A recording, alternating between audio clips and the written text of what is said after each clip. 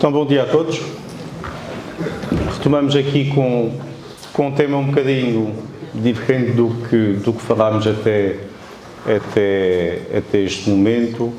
Vamos pensar um bocadinho numa forma de... Fala-se muito em sustentabilidade, tem que ser tudo sustentável. Hoje é tudo sustentabilidade e por vezes pensamos numa sustentabilidade imediata, para amanhã ou às vezes para o próximo ano, e aqui vamos pensar numa escala um bocadinho mais à frente, ou seja, o que é sustentabilidade talvez não para nós, mas para quem vem depois, para as próximas gerações. Fala-se muito aqui na renovação, precisamos de jovens e precisamos dar condições para os jovens terem vontade de continuar. Portanto, mudando aqui um bocadinho de temática, vamos falar mais de fertilização e vamos pensar em soluções de otimização dessa fertilização.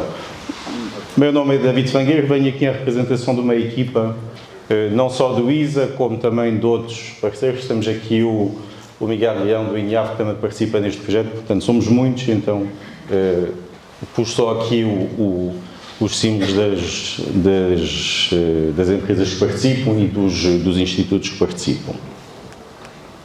Tem que ser assim. Não, ok. O contexto, eu acho que é mais que óbvio.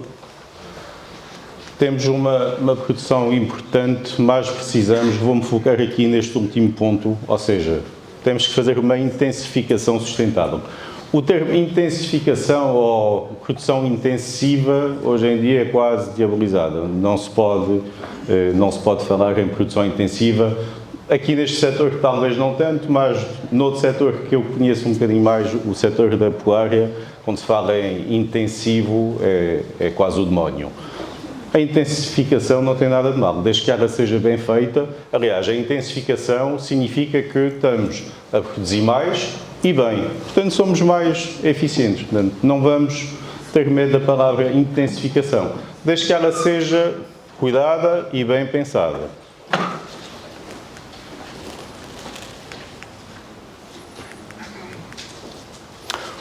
O contexto, não, aqui ainda não está o contexto.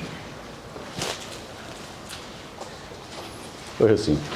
O contexto e o que nos fez pensar neste projeto. Portanto, vocês conhecem aqui esta parte, portanto, conhecem a parte da produção de maçãs, aqui tratamos só de maçãs. Por vezes, o que não conhecem tanto é aqui esta parte, ou seja, toda a parte da produção de suínos, e não só, tenho aqui só os suínos, temos também os bovinos, que produzem carne, leite, mas produzem uma coisa que a mim até me diz mais, que é o que ninguém quer, que são basicamente estes efluentes, aquelas piscinas gigantes que vemos junto às explorações pecuárias, tem sido o meu tema de estudo há 20 anos. Como dizia o meu avô, filho, foste para uma coisa estudaste tantos anos para estudar uma coisa tão triste. É um facto, mas é um dos materiais mais ricos que nós produzimos. E muitas vezes eu até digo às pessoas com quem contacto, vocês têm que ter noção de uma coisa: vocês produzem carne, os suinocultores, produzem leite, os bovinicultores, e produzem mais uma coisa muito importante, que é o efluente, que é uma fonte de azoto, uma fonte de fósforo, é rica em nutrientes, e vocês desprezam esse material como se fosse quase uma peste. E temos que mudar esse sentimento. E pensando, e em conversas com a Carmo ou com outras pessoas, achámos que tínhamos aqui dois mundos que deviam coabitar mais. Já coabitam, já há muita colaboração, mas acho que devíamos intensificar essa colaboração. Intensificar, qual é o caminho mais fácil? Temos aqui nutrientes, vocês precisam, quem produz maçãs precisa de nutrientes, juntamos os dois e temos o melhor dos dois mundos. Quem produz maçãs gasta menos dinheiro em fertilizantes, não vamos acabar aqui com os fertilizantes minerais.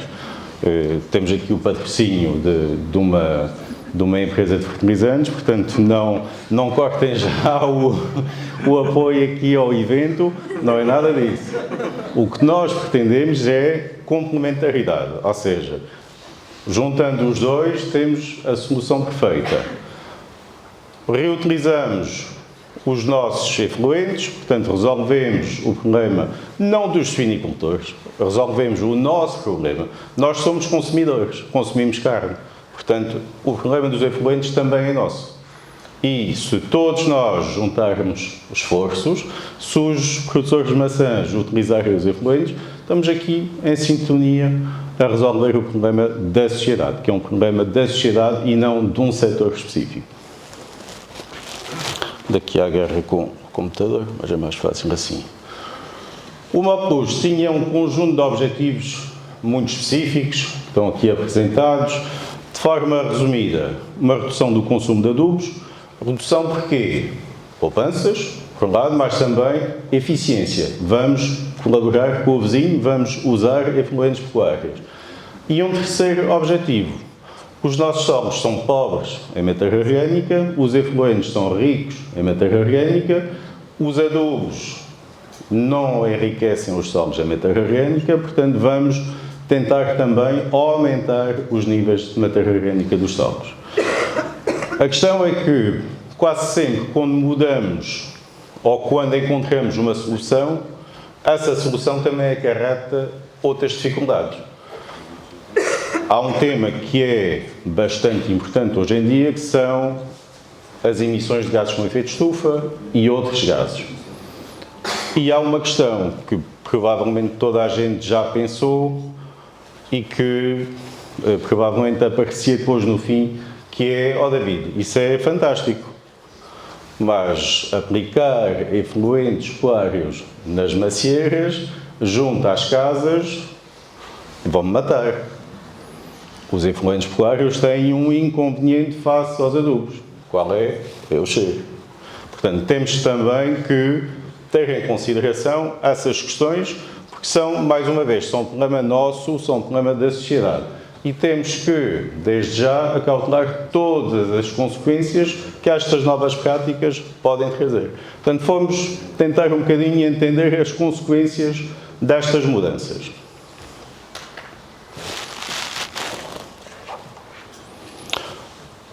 Fizemos isto em 6 locais, aqui apresentados no mapa, portanto tentamos distribuir os ensaios em diferentes sítios para ter condições variáveis.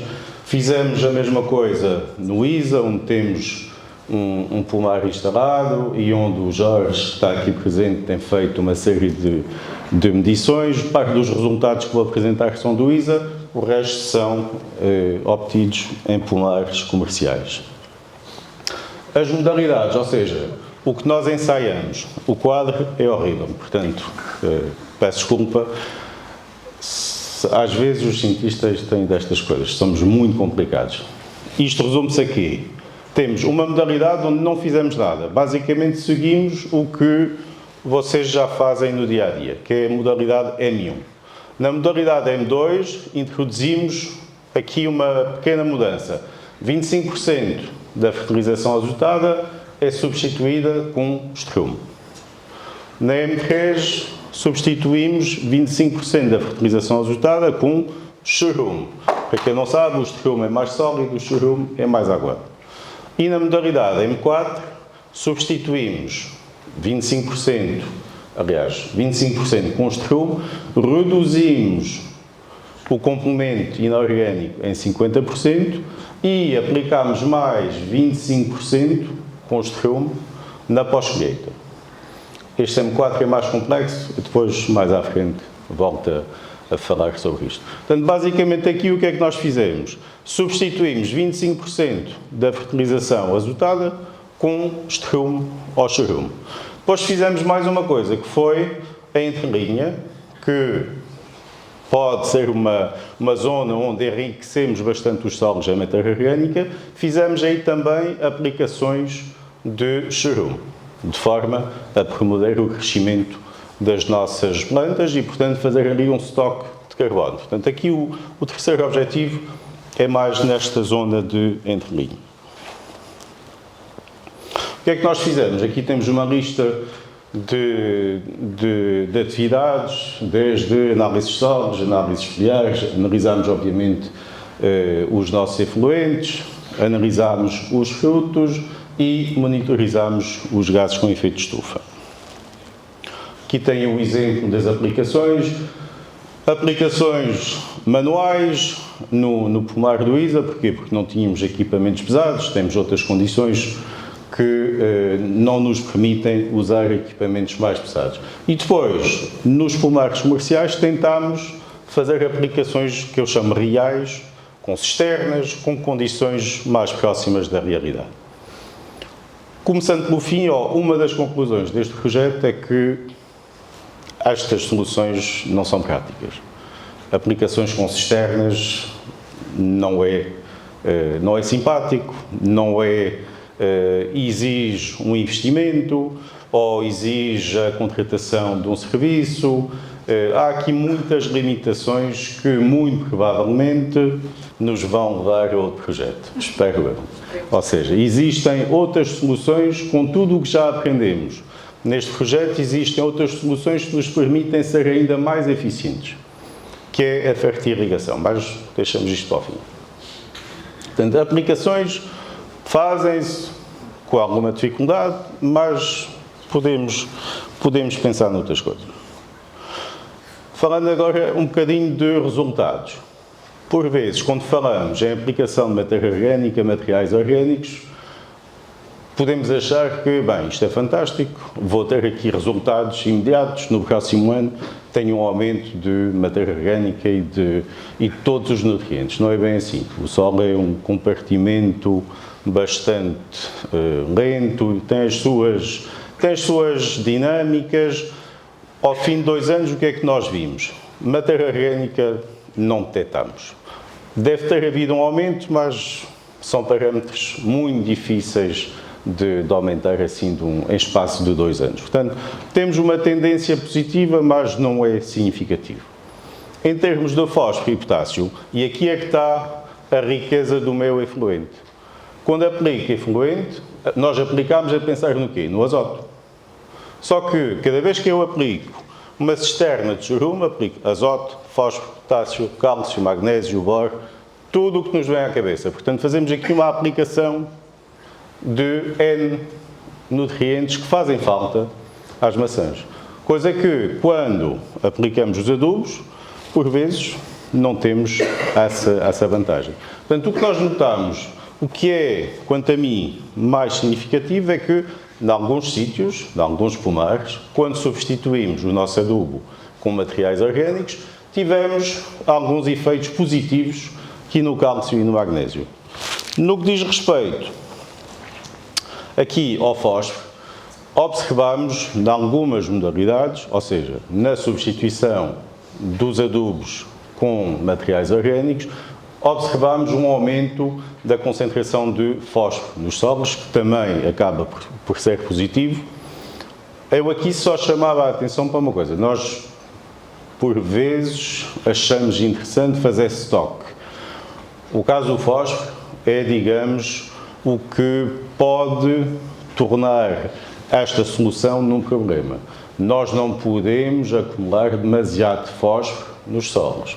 Já temos níveis elevados e um dos inconvenientes do chorume, eu há pouco apresentei isto como uma vantagem, mas também tem o seu inconveniente, é que eu não consigo aplicar só azoto.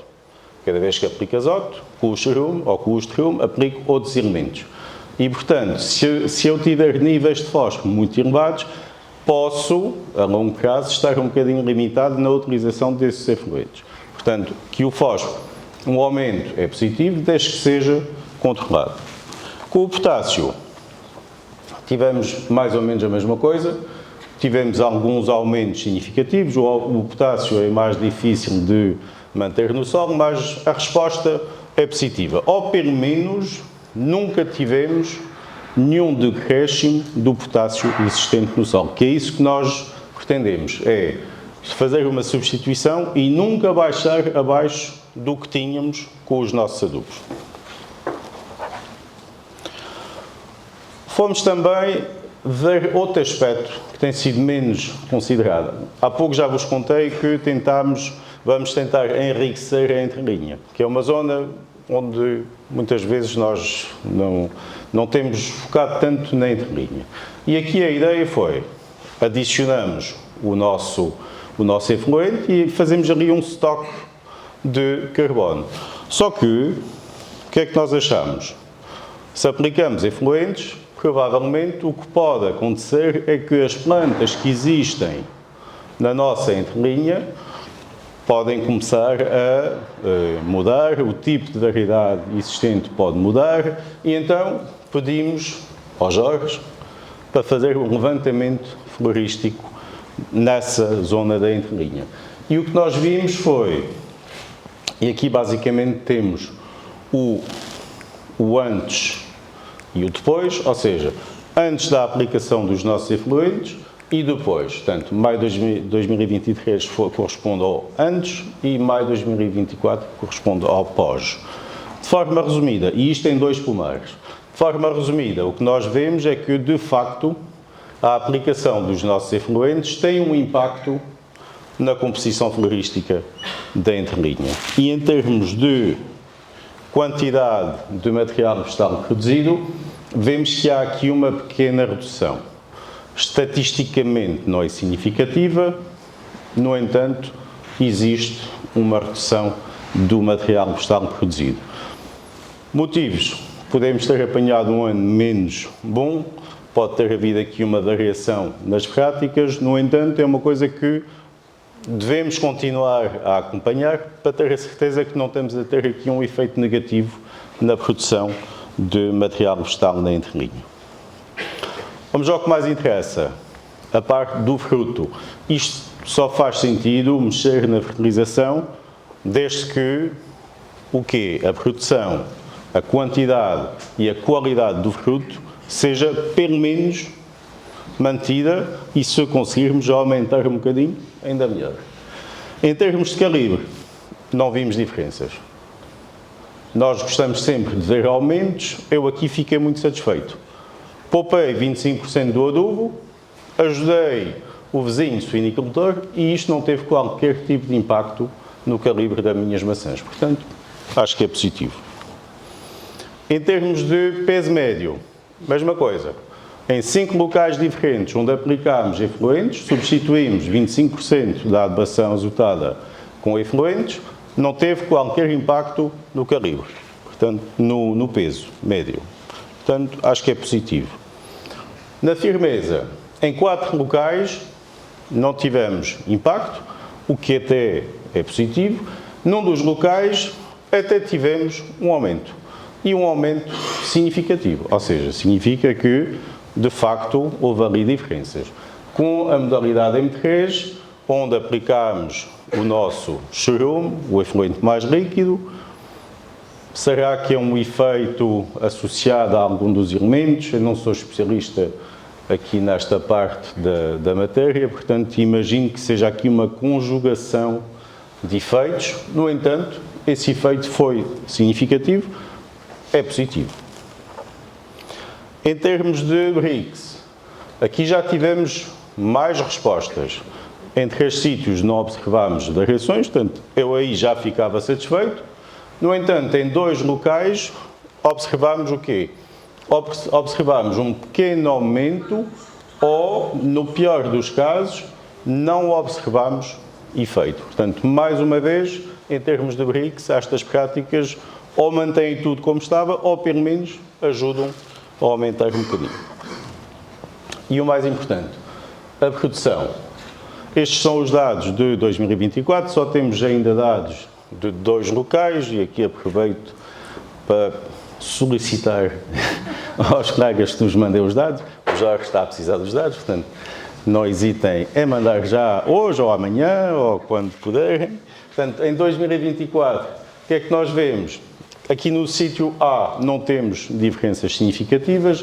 No sítio B, o que nós observamos foi que a modalidade M4 deu origem a uma diminuição da produção. Portanto, esta modalidade tem que ser vigiada. Apesar de, no sítio ao lado, não ter tido qualquer tipo de impacto, temos que entender porque é que aqui houve um impacto na produção.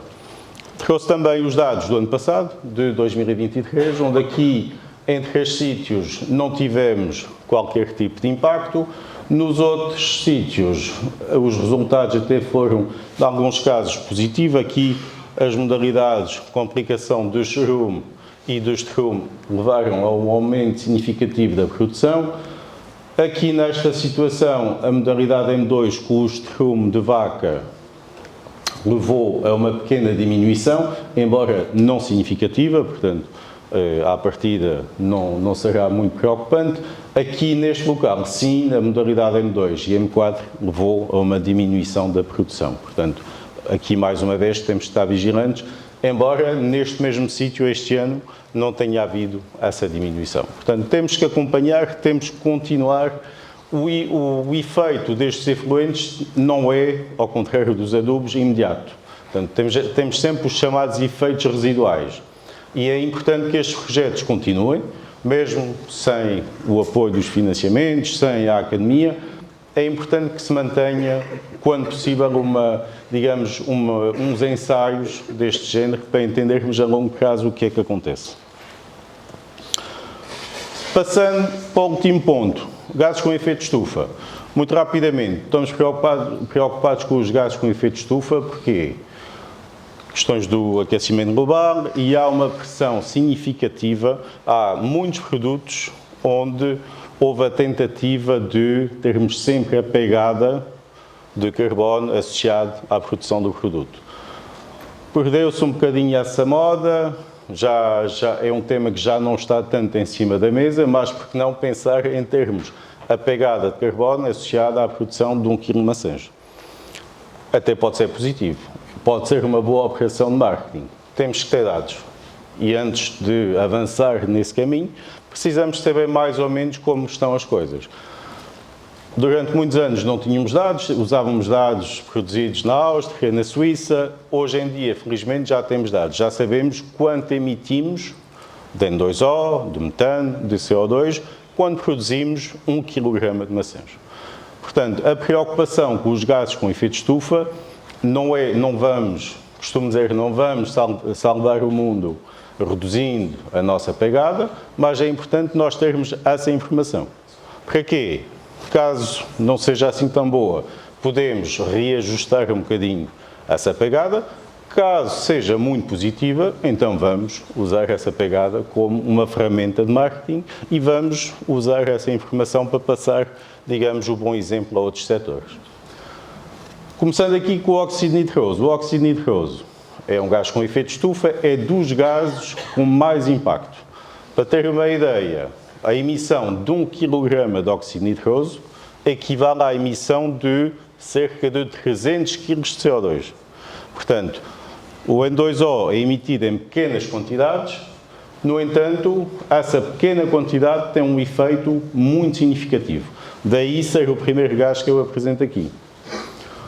A boa notícia, mais uma vez, é que os meus efluentes não só estatisticamente não aumentam essas emissões de óxido nitroso, como, em média, até ajudam a baixar as emissões em comparação com a fertilização tradicional. Não vamos lançar foguetes, isto são dados de 1 ano e meio, portanto já são dados com alguma robustez, onde medimos com alguma frequência, semanalmente, de 15 em 15 dias no período de menor emissão, mas leva-nos a pensar que estas práticas aqui promovidas são boas para a redução das emissões de óxido nitroso. Passando ao CO2. O CO2, como é expectável, quando aplicamos o nosso efluente, aplicamos material rico em carbono, que é ótimo para aumentar os níveis de matéria orgânica do solo, mas, como é mais ou menos expectável, uma parte desse carbono é depois emitido na forma de CO2. Daí termos aqui um pequeno aumento, embora o aumento não seja significativo. Mas, como há pouco referi, em termos médios, temos aqui, de facto, um aumento relativo face à adubação com os nossos fertilizantes minerais. No caso do metano, O metano, a quantidade de metano emitido, neste caso, é baixíssima. Só trouxe aqui este gráfico, porquê?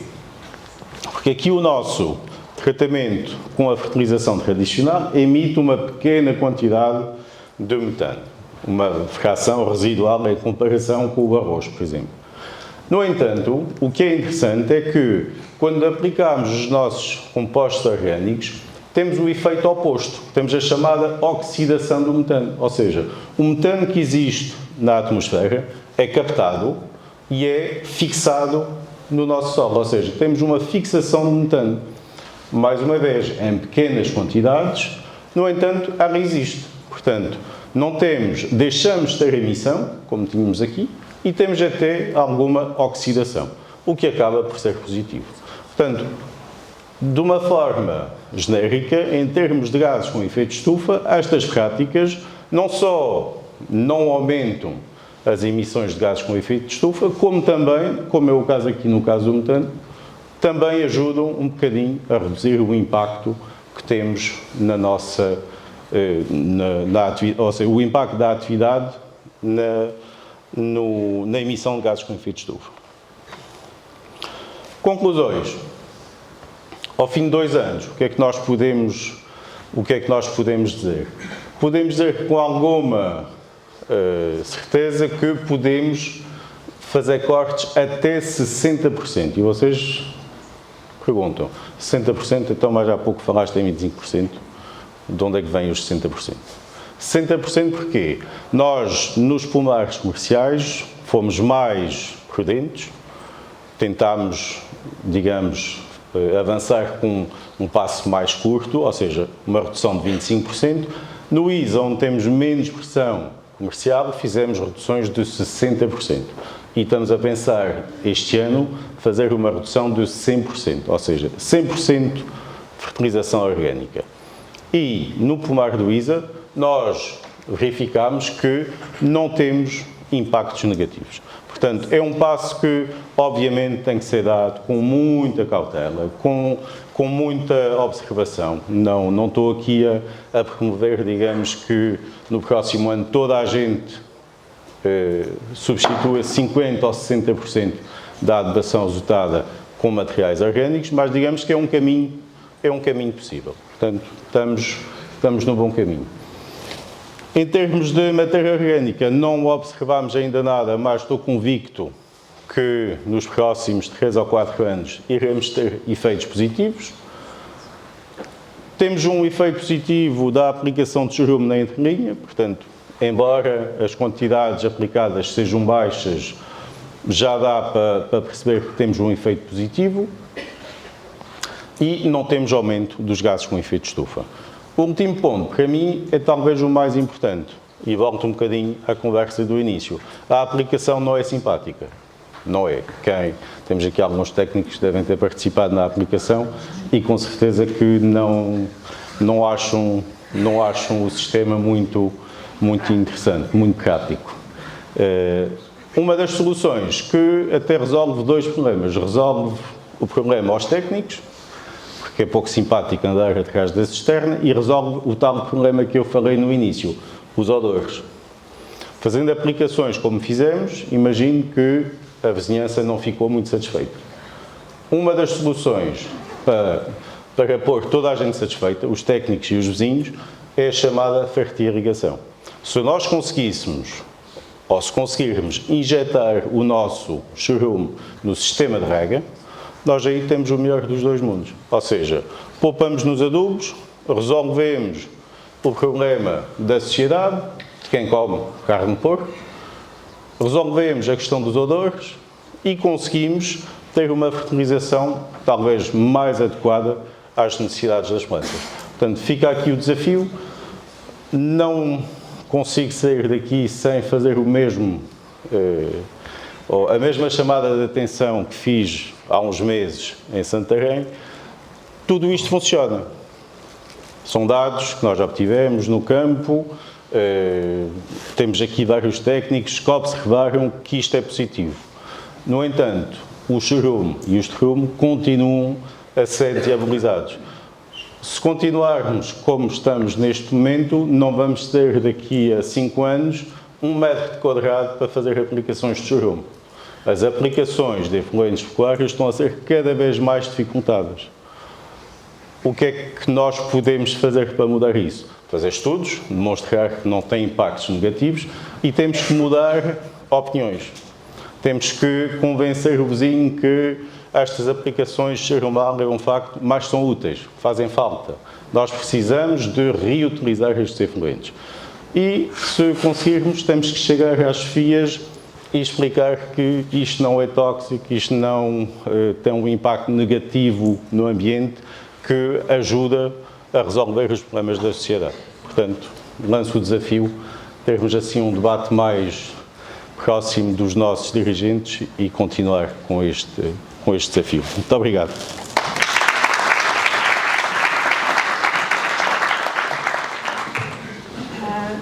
Tal como há um bocadinho, se houver, aqui a Adélia tem uma pergunta, vamos só aceitar mais 3 no máximo, está bem? Porque, pronto, depois está ali o João. Vais lá tudo? Então a Adélia e depois o João.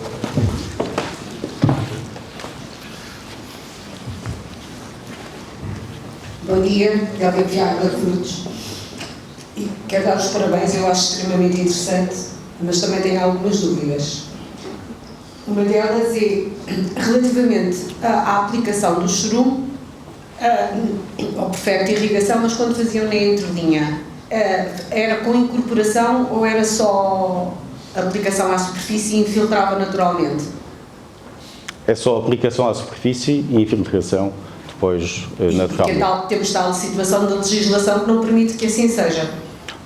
Neste caso até é permitido, porque podemos considerar que temos uma cultura instalada e a legislação permite a aplicação de chorume numa cultura instalada. Numa cobertura, por acaso, o que eu sabia é que era obrigado a enterrar durante as primeiras 4 horas, o que eu acho que não seja nada interessante, nem para o estrume, nem para o chorume, porque o facto da incorporação vai provocar uma mineralização da matéria orgânica do solo, quase maior quantidade do que aquela que nós conseguimos incorporar, portanto temos um peso negativo. A outra situação era, relativamente no sistema gota a gota, não tiveram problemas de entupimentos, se as coisas correram naturalmente? Eu sou muito entusiasta e, portanto, eu quando falo dos projetos que estão para a frente, é como se já existissem. Ainda não começámos essa parte, mas houve uma visita recente ao IRTA, onde eles têm um projeto há já uns bons anos, onde fazem realmente injeção do efluente no sistema gota a gota e estão aqui os colegas que podem dar, digamos, o testemunho. Não há... Tem um sistema de filtragem mais robusto e tem também eu não sei como é que se chama, mas que consegue medir, não é só a salinidade, faz a compensação, ou seja, consegue medir o que está a ser doseado pelo chorume e depois faz compensação com ou seja, eles fazem um enriquecimento do chorume. Vamos supor que o chorume é pobre em cálcio ou magnésio e eu preciso de mais cálcio ou magnésio e então eles adicionam a quantidade exata de cálcio ou magnésio. Quem diz cálcio ou magnésio diz azoto, fósforo, potássio, portanto eles fazem uma compensação, fazem um ajuste dos níveis de nutrientes que precisam na rega de forma a suprir as necessidades das plantas. A outra questão tinha a ver com isso, se não tinham tido, quando fazem na fertirrigação, naquela zona da linha onde já normalmente temos mais problemas de sais, a condutividade, os sais e como é que estavam a gerir a situação. E a outra, quando apresentou ali numa das modalidades estava com melhor cálcio, se isso não tinha, ou seja, nos diferentes solos, em todos eles tiveram melhor firmeza. Não era melhor cálcio, desculpe. Ou seja, tinha melhor firmeza nos frutos e eu relacionei logo com o cálcio. Possivelmente deve estar ligado com o cálcio, não sei se estudaram ou não, mas portanto em todas as modalidades houve essa melhoria. Sim. É assim, como disse no início, O que nós adicionamos, face ao que o solo já tem disponível, é mínimo. Portanto, aqui o fator solo é importantíssimo. É talvez o mais importante. Portanto, todos estes micronutrientes que não estão imediatamente disponíveis, dependendo na sua disponibilização, possivelmente? Não percebi. Ajudou, pode ajudar na sua disponibilização, exatamente. Sim. Obrigada. Nada. João? Depois passamos à próxima. É só uma sugestão e uma questão e outra já foi respondida. Sugestão. Vi que vocês estavam a distribuir chorume, com uma mangueira, junto de uma linha, e depois falava-se do cheiro. Tal como já existe na indústria pecuária, há equipamentos que já localizam e integram logo o chorume diretamente, fica logo semi-enterrado, não é? Porque não pensaram nisso. Outra questão, falava também dos cheiros. Fica a dúvida se a matéria orgânica, o estrume que aplicavam, se também cheirava mal e, consequentemente, se estava bem curtido ou não, compostado. E outra questão era a ideia da ferro-rega. Sim, é uma solução, mas não esqueçam exatamente o que a Carmen acabou de dizer, que aquilo vai requerer um sistema de filtragem perfeitamente mais robusto, senão é só dor de cabeça por todo lado. Só isto. Muito obrigado. Começando pelo fim, a questão da distribuição. De facto, existem equipamentos hoje em dia, tentamos minimizar as aplicações manuais, como nós fizemos aqui com o tal distribuidor Henrique. Aliás, isso vai ser banido daqui a poucos anos. Existem sistemas de aplicação em bandas. Aqui a dificuldade é mesmo o espaço de aplicação.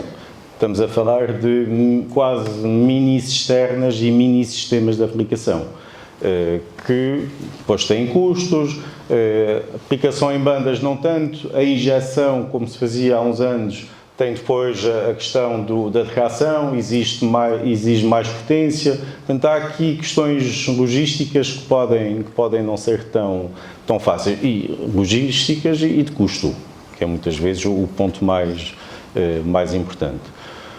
Em relação ao estrume, o estrume que foi aplicado, o estrume em princípio tem um cheiro mais simpático estando bem estabilizado ou mesmo compostado, o cheiro é mais aceitável, até consegue-se... existem produtos que escondem ali um bocadinho o cheiro. O efluente líquido, o chorume, esse aí é que, embora também existam produtos que reduzem o cheiro, tem sempre um problema. E não falei aqui das moscas, que é outra coisa que também não ajuda.